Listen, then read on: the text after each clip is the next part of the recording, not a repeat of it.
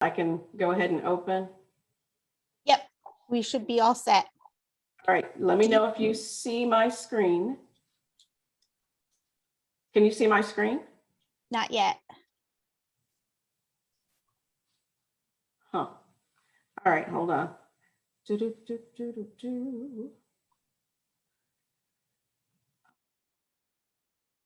How about now? Now we can. Okay, perfect. Well, thank you so much for having me today. I'm really excited, and I bring greetings from Novant Health in Charlotte, North Carolina. And it's really an honor to be here today because I know you guys have been working through this whole month of just lots of information. And we in the Medical Society are really excited about having the ability, having the technology presently where we can now start to help the population move towards normal. And by that, what I mean is we now have vaccines. We have seen that given the vaccines, there are decreasing numbers of cases and decreasing severity of those cases that sort of break through, so to speak. And so what I thought I'd do is just I would just provide sort of 10 things to know about the vaccines. And the first one is 3 vaccines are now available. Previously, there were 2, there was Pfizer and Moderna, and now we have Johnson & Johnson, which has joined them. And that makes it even easier for members to get vaccinated. And, you know, the Johnson & Johnson is 1 dose versus 2, which are needed by Pfizer and Moderna. 2, scientists had a head start. Many people, you know, when I've talked to them in the office, they've said, but aren't you concerned that this started so quickly? They got this out so fast? And what I tell them is, this is not new technology. It's been out for over 10 years. And they've been using this technology, this mRNA technology, for cancers, for flu, for Zika, for rabies, etc. So it's not new. They've been working on it. And what I like to tell my patients is they just had something to go after, to use the technology to go after, which is fortunately for us. And so, number 3, they're safe and effective, somewhere between 85 and 95% effective against prevention or lessening the severity. And that really excites us. Number 4, they're safe. The FDA, the CDC, and the pharmaceutical companies have all, you know, really put lots of effort. It was a global effort to make sure that these vaccines are safe and effective. And they've been given the stamp of approval. Number 5, the cells fight the virus. There are a lot of theories hanging out there about the vaccines introducing artificial substances. Well, the vaccine only tells our body how to produce what I call the antibodies or the armies to fight in the event that it comes across the COVID-19 virus. But there's nothing added to, nothing anyone can tag you with. There's nothing artificial about it. It is all produced from our own cells.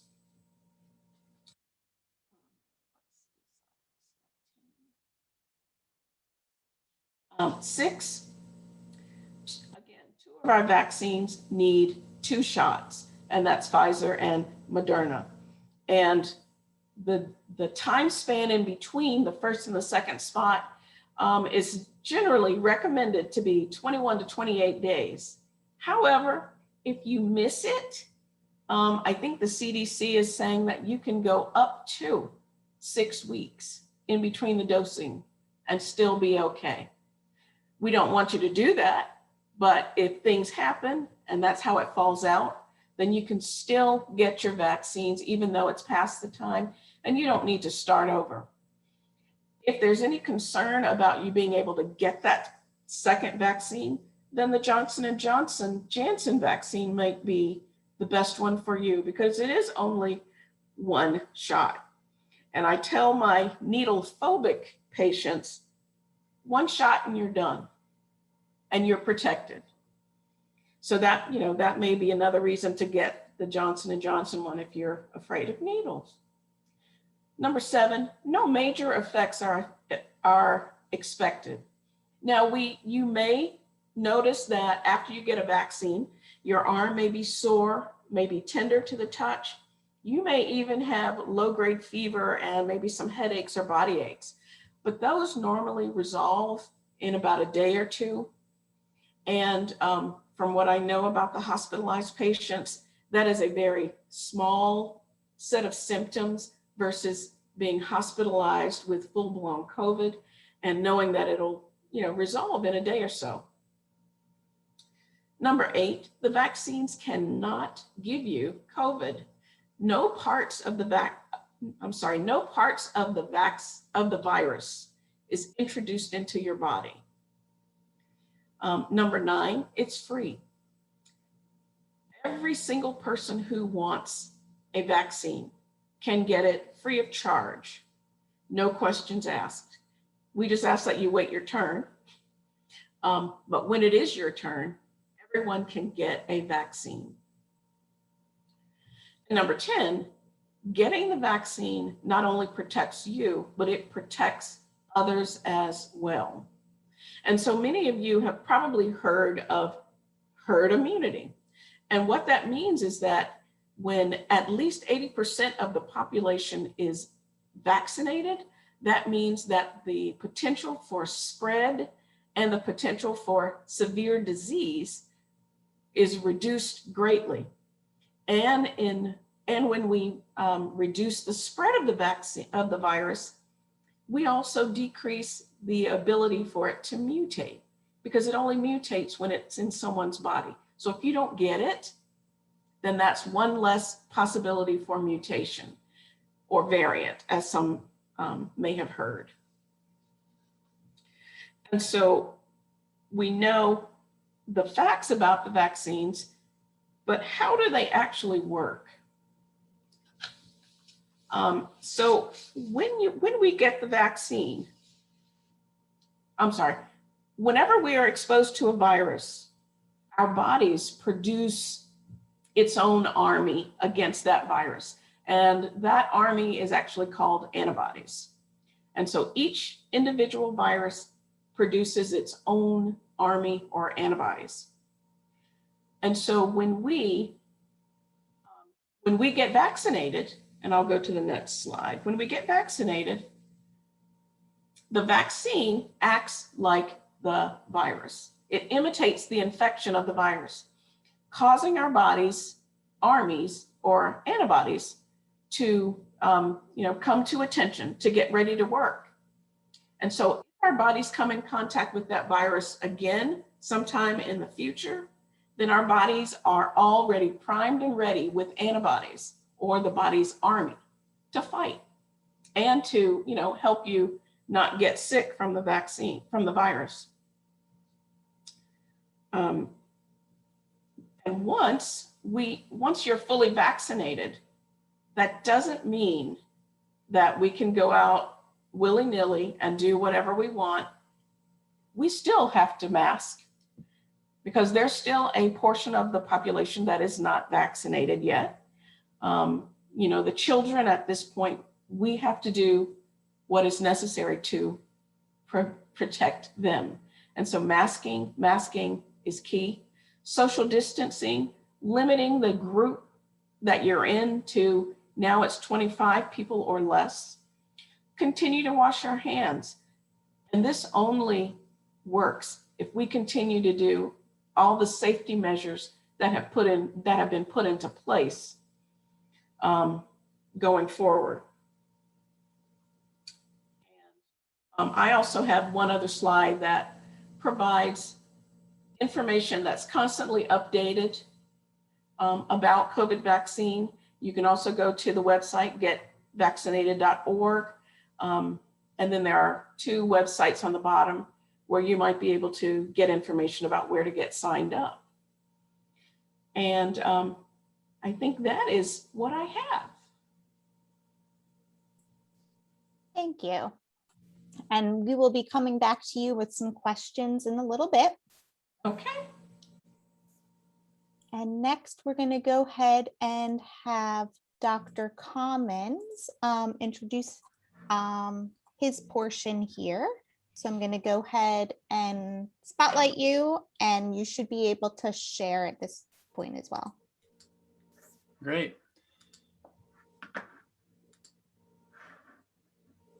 Thank y'all for the opportunity to be here today and tell you a little bit about the allergic side of this. I'm an allergist immunologist within the University of North Carolina healthcare system.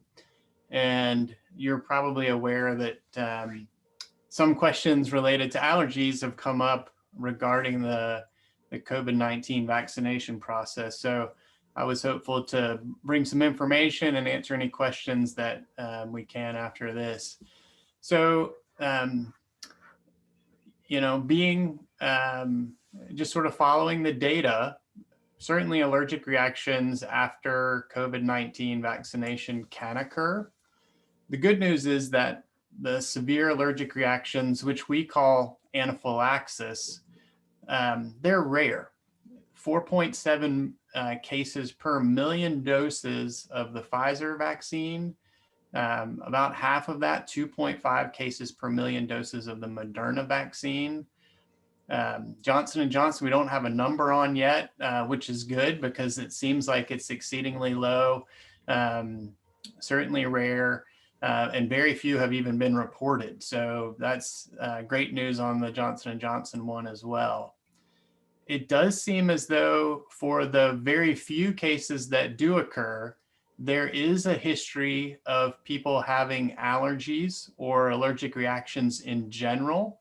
So 77% of those 4.7 cases per million of the Pfizer had a underlying history of having allergies. And 84% of the 2.5 cases per million of the Moderna reactions had that same allergies or allergic reaction history. Now, of the group who did have anaphylaxis or this severe allergic reaction, only 34% and 26% respectively had that history. So it's by no means a slam dunk, if you will, that if you've had a history of an allergic reaction to, say, a bee sting, that you would definitely react to the vaccine. That's really quite far from the truth. In terms of the vaccine doses that have been given, of these ones that require 2 doses, actually it's been more common that people react at the first dose. Now, some of that is just because if you've had a bad reaction with the first dose, you may not receive the second one in some instances. So that's probably a little bit skewed just based on administration of the vaccine itself. So I wanted to show this picture because it was in one of our big medical journals called the New England Journal of Medicine recently. And you may have heard of people talking about COVID arm. It's not an allergy per se, but it is real. And so I think it's worth talking about. It doesn't happen right away. And it happens, it seems like perhaps a bit more with the Moderna vaccine than the Pfizer one, but it can happen with both. And it's around day 8, people are reporting sort of a large, reaction at the site, near the site of injection. You can see it here.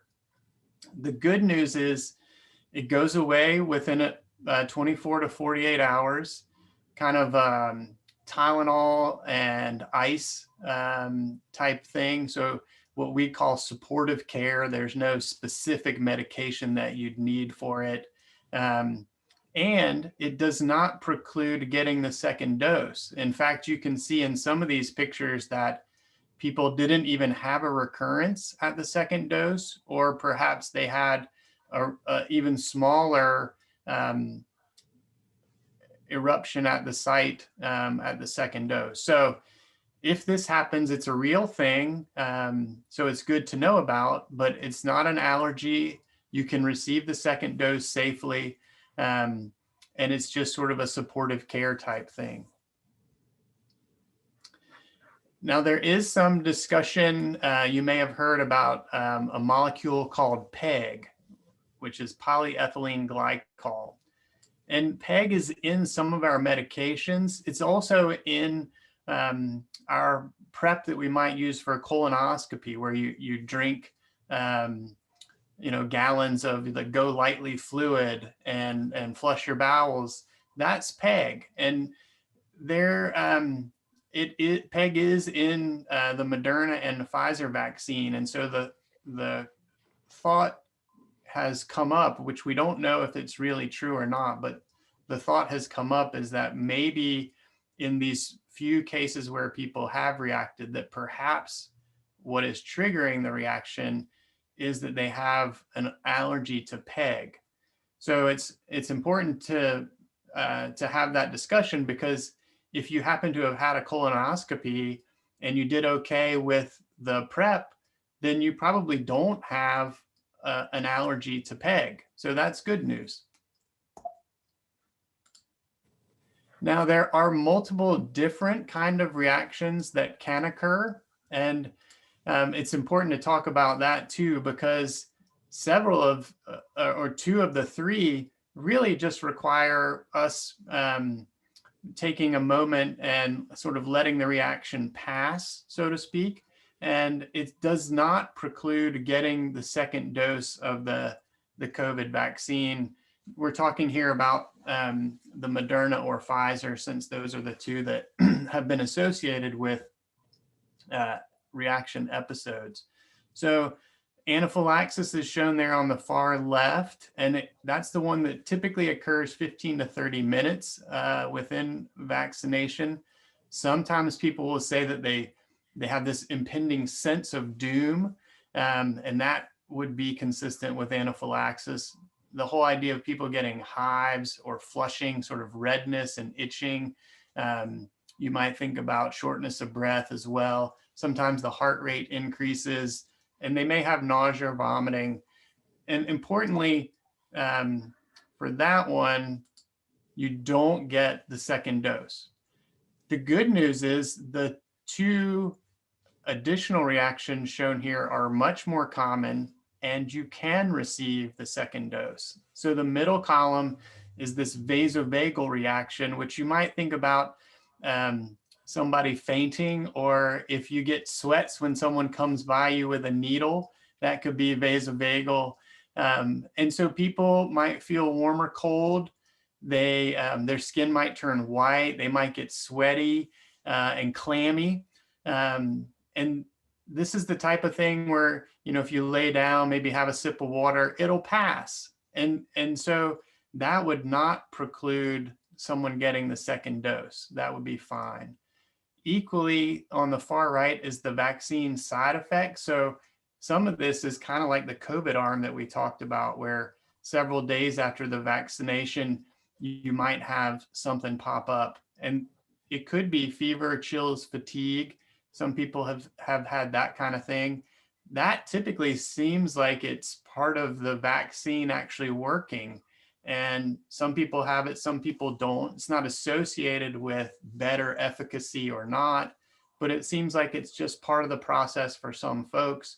You can easily receive the second dose, may not even have that same type thing happen, just like I showed you with the COVID arm slide. So there are multiple kind of different things that could happen. The good news is that anaphylaxis, the severe reaction, is quite rare. And that is the one where, as Dr. Johnson talked about, we may want to then switch to the Johnson & Johnson vaccine if that were to have happened.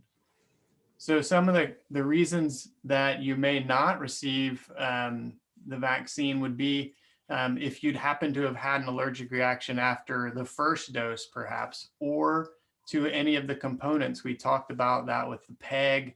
And if you'd had a bad reaction to your bowel prep, perhaps that might be a good reason to say, well, I think I'll probably stick with the Johnson & Johnson vaccine.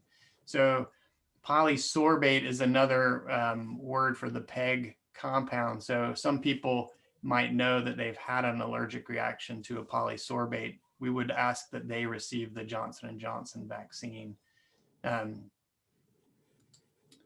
Precautions that we take if you've had an allergic reaction to another vaccine or injectable therapy, or you can, in those cases, we might ask for the allergist to come and sort of review your case and say, well, you know, either that is close to what we're dealing with, or it may not be. And based on that, we might recommend either a different vaccine, or perhaps it's totally fine to continue with receiving Moderna or Johnson or the Pfizer vaccine. Now, it's good to know the things that actually are not an issue, because some of these things are much more common. So if you've had an allergic reaction to foods or pets, stinging insect venom like bee or wasp stings, the environment, sort of the seasonal allergies, your oral medications, latex, like as in latex gloves, eggs or gelatin, those are actually not reasons in terms of not getting the vaccine. You can safely have it. We just ask that people be observed for 30 minutes if they've had any of these other allergic reactions. I think that ends my slide, so I'll turn over the screen share. Thank you. So I'm actually going to leave you spotlighted, and I'm going to add back the spotlight for Dr. Johnson, and I am going to find Dr. Tran and add his spotlight. All right, and welcome, Dr. Tran. So we are going to go ahead and ask questions that were submitted by our attendees ahead of time. And then if there is time left over at the end, we'll open up for any additional questions. I know I sent you all the list of what the questions were going to be, just so you could kind of know what to expect. I'm not going to go necessarily in the order that they were included in there, just so you are prepared for that. So the first question is for Dr. Johnson. And I know you mentioned this in your presentation, but I think there were a couple people who were not in here during that I just want to address this question. So how can I be assured that the vaccine is safe when it was developed so quickly? And as you know, as I said before, it is not a new technology. They've been working utilizing the messenger RNA for over 10 years. And so I like to say, you know, we have like inventions. If you say inventions and you just need an opportunity to use that invention, the invention isn't new. It's just kind of been sitting on the shelf waiting for an opportunity. COVID-19 presented itself as an opportunity. And without getting too complicated, the fact that we could use the spike protein to go after, to help produce the antibodies, that's what made it usable, such that our bodies would produce the antibodies against the spike protein to help us fight the virus if we ever came in contact with it. Thank you. And I did something weird to my screen and now I can't see anybody. All right. So the next question is for Dr. Tran. We have a lot of questions related to bleeding disorders and whether or not we can get the vaccine. So the question is it safe for people with bleeding disorders, and should I take any precautions if so? Sure. So first of all, I want to thank the group for inviting me to talk with you guys. And I'll address that question. So as far as precautions for patients with bleeding disorders, so there is no contraindication unless you've been told otherwise by your doctor that you cannot receive the vaccine. But as far as precautions, depending on what type of bleeding disorder you have. So for example, if you are a severe hemophilia patient or a type 3 von Willebrand disease patient, you have more of a bleeding profile than someone else without adequate prophylaxis. So what I have told my patients is to make sure that they likely are infusing their prophylaxis dose on the same day that you're getting the vaccination, because the vaccine is an intramuscular vaccine. So the concern would be that the resultant bleed would be in the muscle. And so in addition to taking a prophylactic dose on that day, I would also recommend that you apply pressure. So when you get the injection, you apply the pressure and you just hold it. You don't need to do this rubbing motion, but just hold the pressure there for at least 5 minutes in order to ensure some degree of hemostasis. And then for those that are on Hemlibra currently, the recommendation is that you do not need to infuse anything additional, that is adequate to prevent any bleeds. And then also if you are a mild hemophilia patient, then you would not need to infuse prophylactically either. And the question that some patients have also posed previously is that if you answer yes to the question of bleeding disorders, will that prohibit you from getting the vaccine? And the answer is no. The reason why they ask that is for not only patients with bleeding disorders, but those on some type of blood thinner. And again, that's the same concern that I mentioned before, because the shot is an intramuscular injection. And so the concern is just a bleed. And that's why they would just ask you to apply pressure and then be monitored a little bit longer after the vaccine. Thank you. So Dr. Commons, is there a reason that the vaccine is not available as a subcutaneous vaccine? Well, so you're trying to get there is a reason, and you're trying to get the mRNA in the case of the two that we've discussed already, and then the viral vector in the case of the Johnson & Johnson, trying to get that to the immune cells. And that is more efficiently done in these instances with the intramuscular delivery as opposed to the subcutaneous, just in thinking about where the resident immune cells of our immune system reside.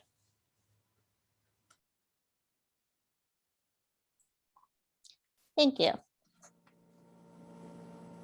So Dr. Johnson, it is my understanding that a person may still get COVID-19 even after receiving the vaccine. If this is true, would this person have COVID symptoms, and would this person be able to spread COVID to others and therefore need to quarantine? And so the answer to the first question is, after vaccination, can you still get the COVID-19 virus? And the answer is yes. And the goal is that after vaccination, your body's antibodies are ready, so that even if you come in contact with it, the illness should be either no symptoms or minimal symptoms. But that also means that you've come in contact with it again, and you still have the virus in your body. So you can transmit it to someone else. That's called asymptomatic transmission. That's a big part of what has continued to allow the virus to spread. People who think they're not sick, but they've in actuality been exposed, and after not having taken precautions of masking, et cetera, then are able to transmit it to others, and so forth and so on. So it is still required that even after full vaccination, that you mask and you limit the number of people. And so right now, as adults, we have to protect the kids who are really not in line to get the vaccine at this time. Thank you. So Dr. Tran, this question says, my daughter tested positive for COVID-19 on January 2nd. What are the implications of that for her von Willebrand disease diagnosis and receiving a future vaccination? And she's also experiencing some pretty serious brain fog and fatigue. Sure. So as far as the implication of the diagnosis of von Willebrand disease, that does not really come into play. Fortunately, with the COVID virus, there has not been an association with those with bleeding disorders at being a higher risk or a contraindication to getting the vaccine. So that is definitely a blessing for the bleeding disorders community. Now, as far as the implications for getting the vaccine, the current recommendations is that patients who have been infected with the COVID virus is that they wait at least 90 days from the time that they have the diagnosis. And I think that in part is also because of the limited number of vaccines that were available. And so, that the CDC is updating and changing their guidelines. And so, in the future, that time period may be shortened. But the thought is that after you have an initial COVID infection, that your body already is producing the antibodies. And so you already have antibodies on board in order to fight a subsequent COVID exposure if you were unlucky enough to get exposed again. And so therefore, the vaccines that are currently being available would be better served to go to someone who hasn't not produced the antibodies yet. So I think that in the future, there with more vaccine becoming available, she should get it when her time comes up. And then as far as the brain fog and whatnot, unfortunately, this is one of the reasons why we're in support of patients getting vaccinated, because those that are getting COVID infections, frank COVID infections, they are presenting with a slew of different symptoms. Some are pretty minimal, but then others are pretty bad. And so because we're still learning about the COVID virus, because this is a new entity, we're not sure how long these side effects, because of the virus, will linger and stay around. And so the hope with the COVID vaccine is that will minimize future infection symptoms, and then therefore hopefully people who have had these vaccines won't have that brain fog that this individual is describing for her daughter. Thank you. So Dr. Commons, and you did bring this up in your presentation, but my seasonal allergies are really bad right now and likely to get worse.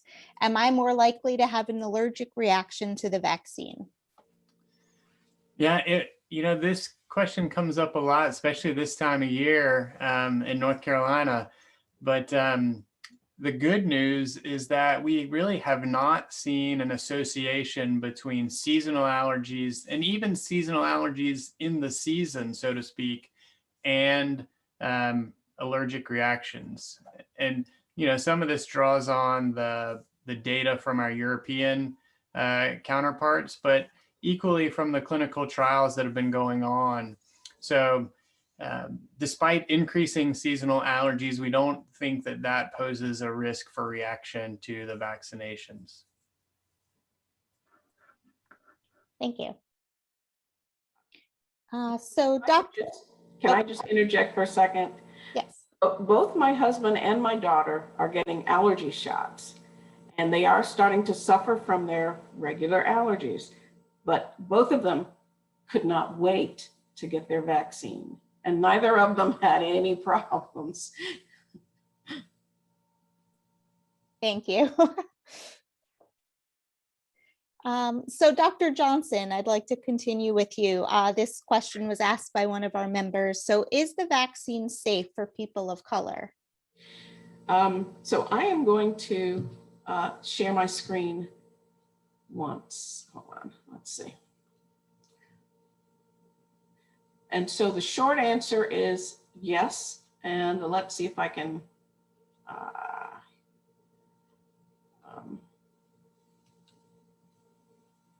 Can you see that? Yes. Okay, so this is probably one of the major pushbacks of getting the vaccine early on, because there's been such a distrust of the medical community in the early 1940s, 50s. And there's been such a big hesitation about people of color getting the vaccine. And the pharmaceutical companies realize that, the medical community realize that, and we are doing everything we can to reassure people of color that the vaccine is safe for everyone. And as you can see here with Pfizer, when they recruited volunteers to practice to use the vaccine on, they tried to be representative. But again, you can only do what you can do when someone volunteers.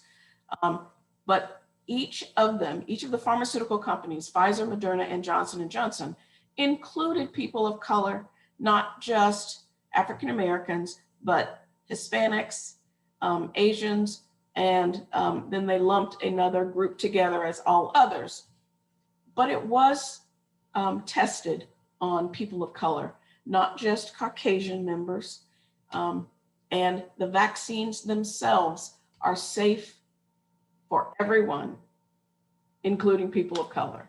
And I just need to stress that. And the other parts of that is we also have to realize that people of color are the largest group suffering the most severe disease. So everyone, and I can't stress it enough, everyone needs to get their vaccine. Thank you.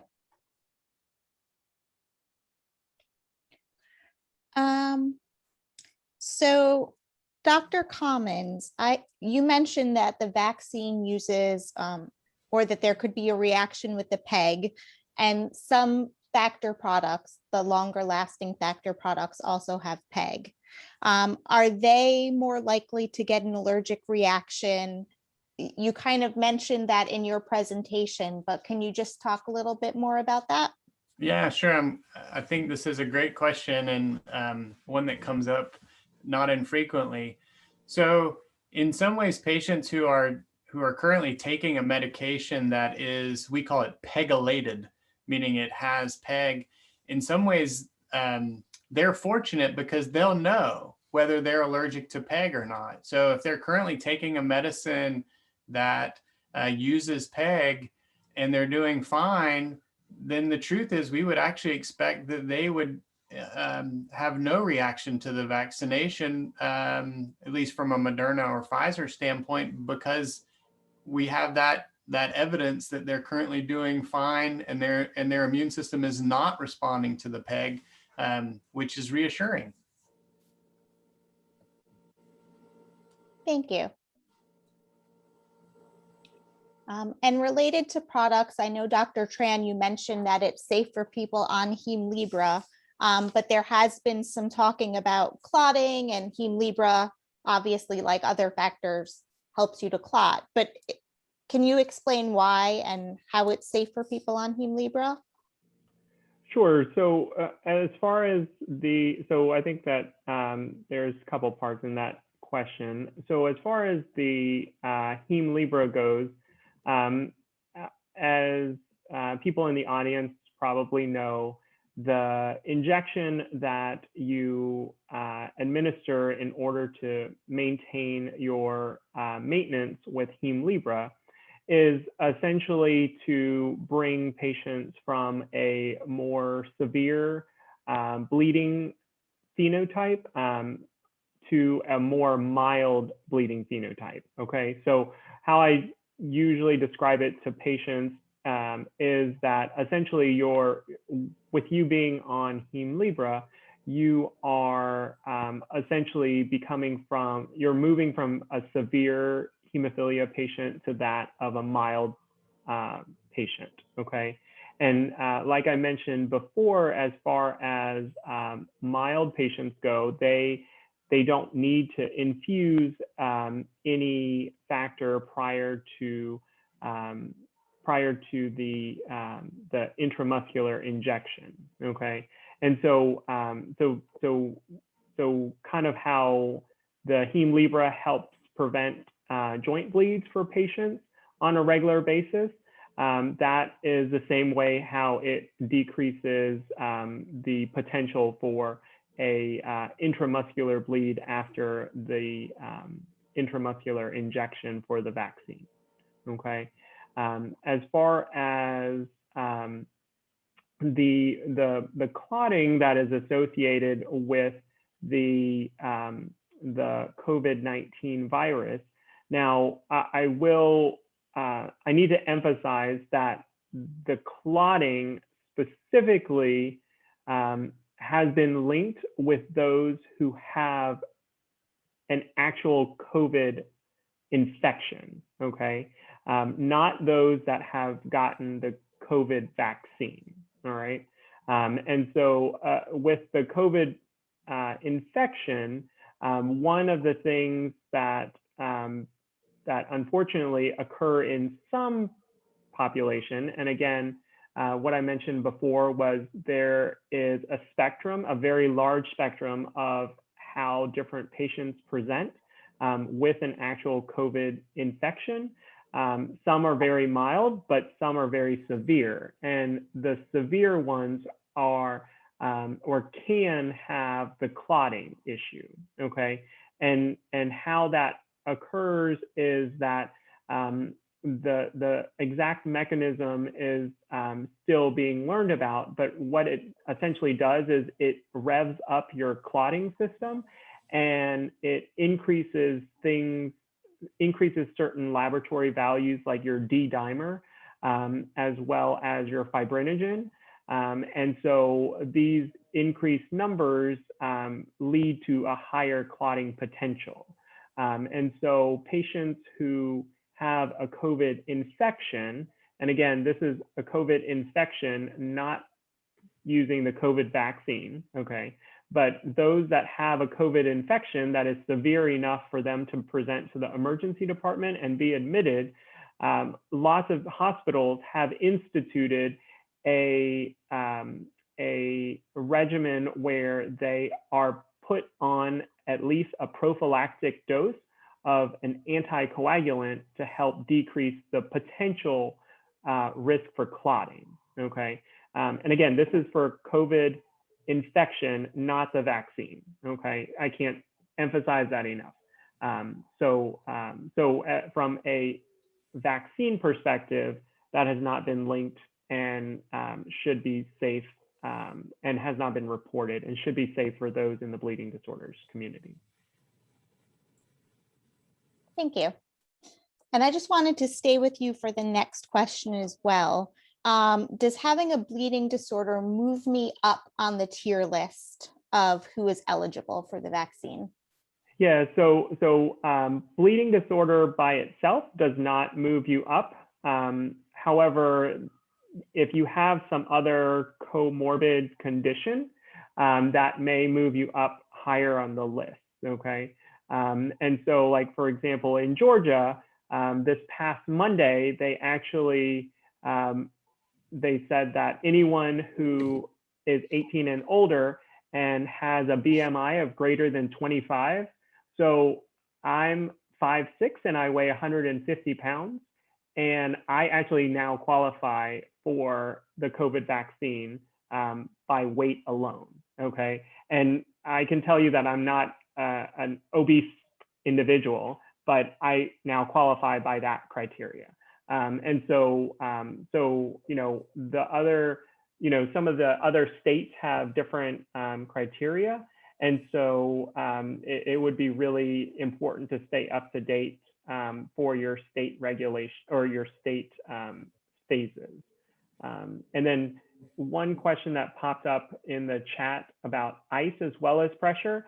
So I don't think that it's necessary to use ice and pressure after the vaccine. I think we've seen with other patients that pressure alone is adequate. Trying to get ice at a vaccination site may prove a lot more difficult as well. So I would just emphasize the pressure. If you want to hold pressure a little bit longer than 5 minutes, I think that that's appropriate as well. Thank you. And along the same lines with eligibility, Dr. Johnson, this question was asked, I'm a parent of a child with hemophilia and am responsible for giving him his factor infusions. Am I eligible to receive my vaccine now as a parent of a child with special needs as opposed to a later group? So the state of North Carolina has opened up for persons who are caring for other persons who are fragile. And so I would say, yes, that puts you in a position to go ahead and get your vaccine. Because again, we still have to protect the children. Thank you. Dr. Commons, the next question, where can you go to see if you have antibodies for COVID-19, and will antibodies protect you from all strains of COVID-19? So most commercial laboratories are now either able to run the antibody test, or they can send it out to a central lab that is able to run the test. In North Carolina, we're fortunate because several of our larger hospitals are able to do the testing in-house as well. So the short answer is almost anywhere you can have your blood drawn in the state, they can actually make sure that that test can be run. Even if they don't do it on site, we have lots of options to do it both within the state and then in what we would call like a central or reference laboratory. The second part of that question is a little more difficult in that, you know, because some of these variants are new, we don't really fully know whether each of the individual quote unquote natural infections of coronavirus that patients may get will actually generate antibodies that will protect from all of the strains. It probably really matters what you were infected with, and then equally what the next infection that your body might see and which strain that is. There probably is some cross reactivity and cross coverage so that you'll get some protection from certain strains, but the CDC and the NIH are actively working on trying to answer that question for all of us, which, I think brings back the point of the less travel that we can do, the more masking that we can do, the more distancing that we can do to try to prevent that exchange and subsequent infection is really important.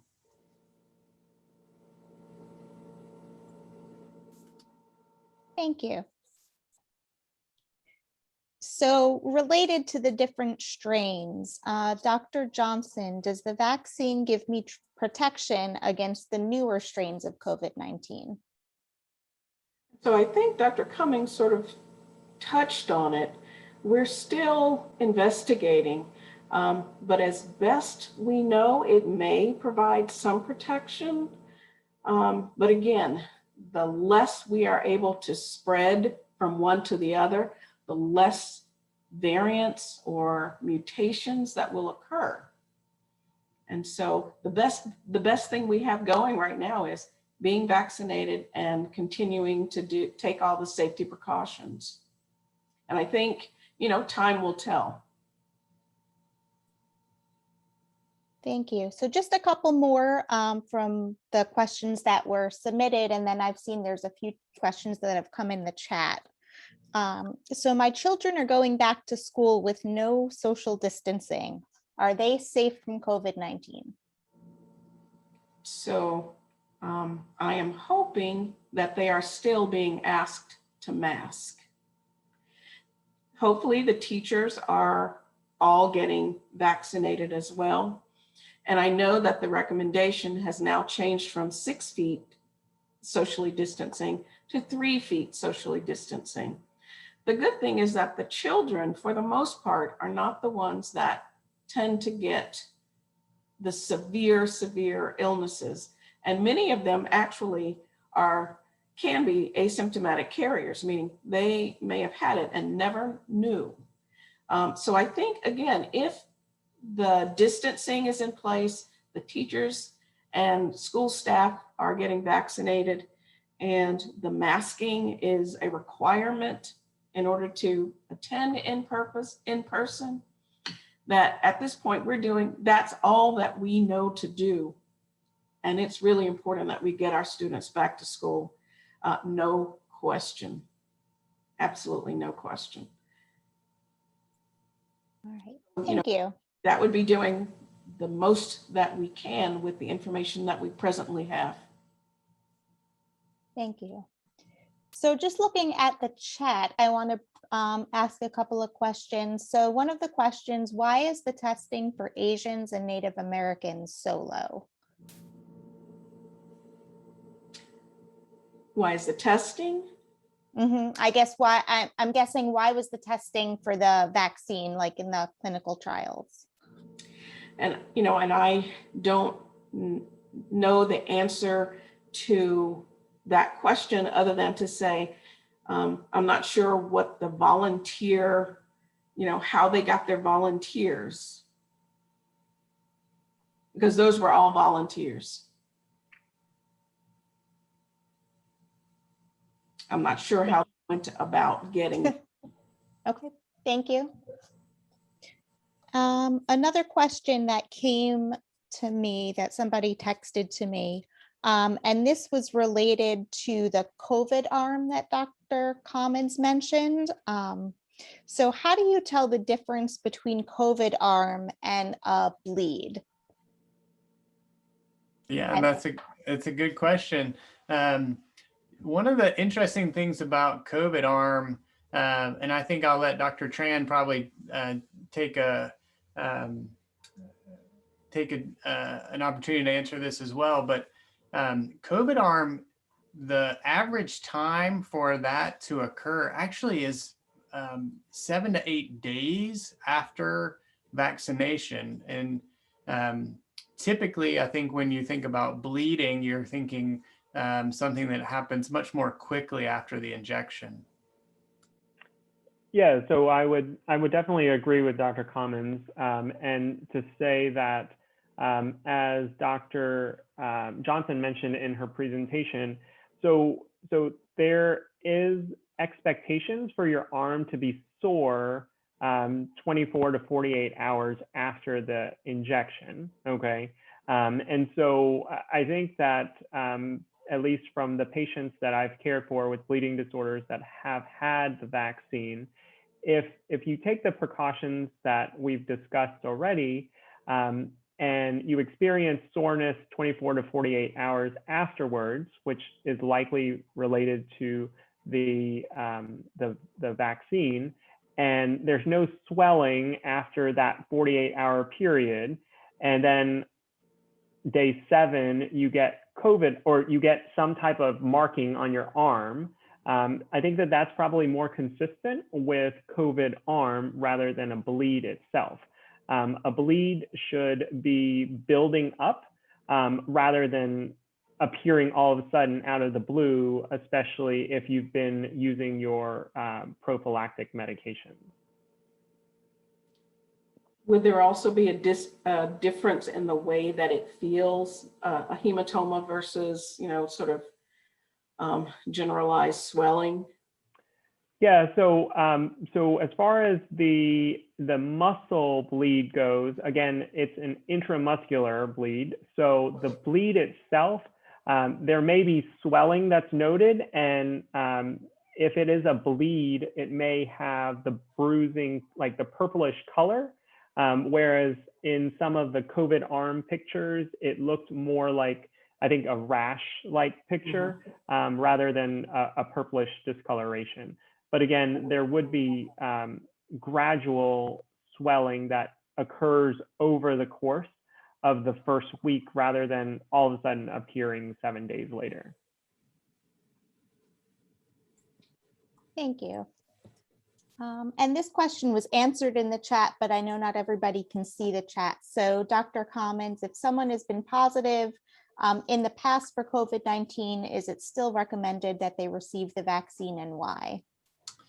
Yeah, that was a great question that came in through the chat. It is actually still recommended that people be vaccinated. And the main reason for that is we've seen, and there's been evidence of people who get a second infection of coronavirus. So what that tells us is we're not confident then how long your immunity that you would acquire from what we call the natural coronavirus infection, how long that immunity lasts. So had these reinfections not occurred, then we might think, wow, you get coronavirus infection and maybe you'll now have immunity for years, which would have been nice, but that doesn't really seem to have been the case, certainly not for everyone.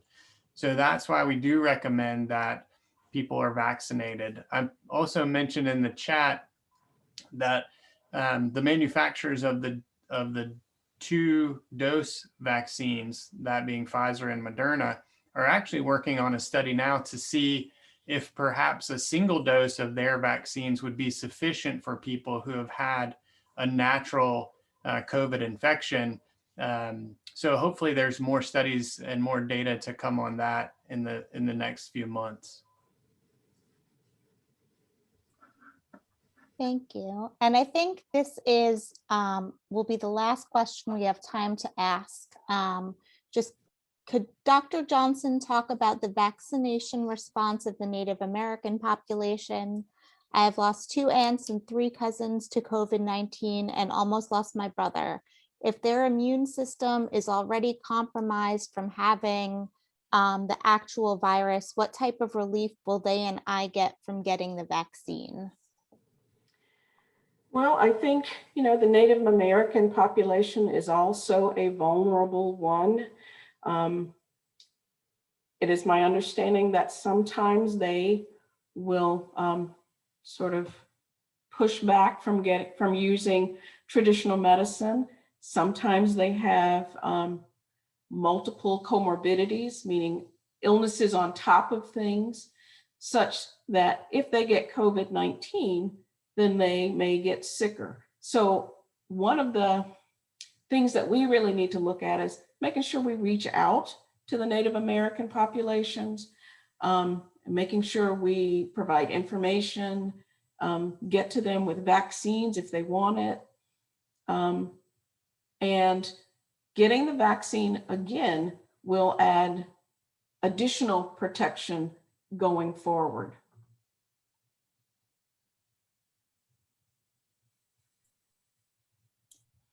Right. Well, I want to thank everybody so much for your time today. We really appreciate it. We hope that this gave some people some answers to some questions that they had, and that everybody is on their way to becoming vaccinated. Yes, thank you all very much. Thank you.